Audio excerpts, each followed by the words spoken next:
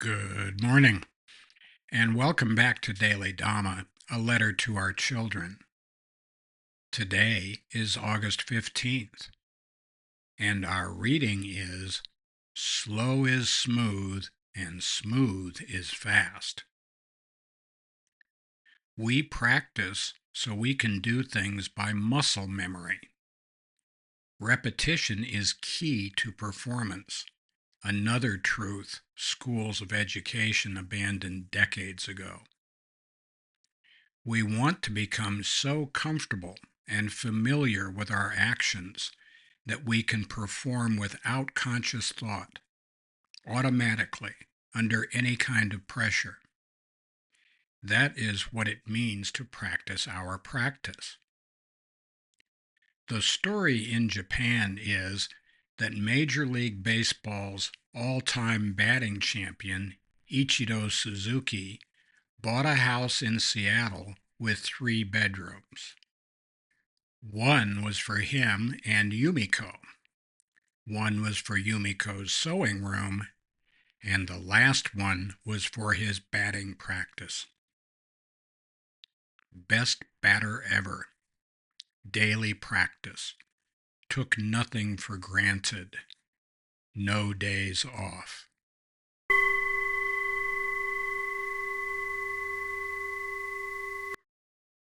It has become fashionable in teaching colleges that repetition is old fuddy-duddy style and rote memory sucks and we want things to be new and exciting and all this other kind of stuff. Now, there's something to some of that stuff. Things need to be interesting enough that people will do it. But there is no substitution for repetition and for practice.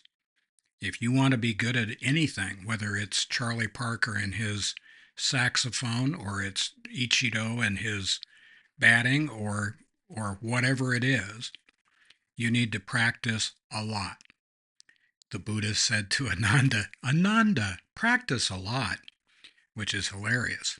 Ananda was kind of a bigwig in his own right. And so the idea that we need to practice, even though it might be very old, there's a reason that might be. Maybe it's old because for many millennia, people have noticed that the people who practice a skill actually acquire the skill. And then they can use it in other situations, and they don't have to waste a lot of time fumbling around. This is what we're trying to do in our meditation and prayer. This is what we're trying to do with our reading and our working with others. This is what we're trying to do as we practice our daily Dhamma. And we think that we're right in step with a lot of other people who are better and more knowledgeable than we are. Unfortunately, there's more than a little magical thinking going on in the groves of academia. We go back to 1893. There was a big argument between progressive educators and traditional educators, and the National Education Association appointed a group they called the Committee of 10, and they were going to study to see how should high school education be reformed. The complaint was that it was too boring, high school education. And the Committee of 10 came up with 3 suggestions that Mrs. Dhamma and I endorse wholeheartedly.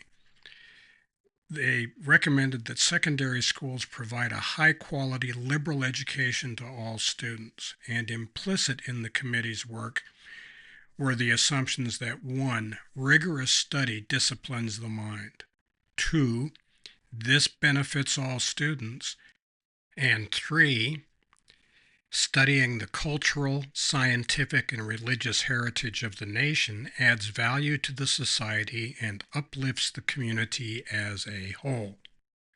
One of the big arguments in that whole period was against rote learning.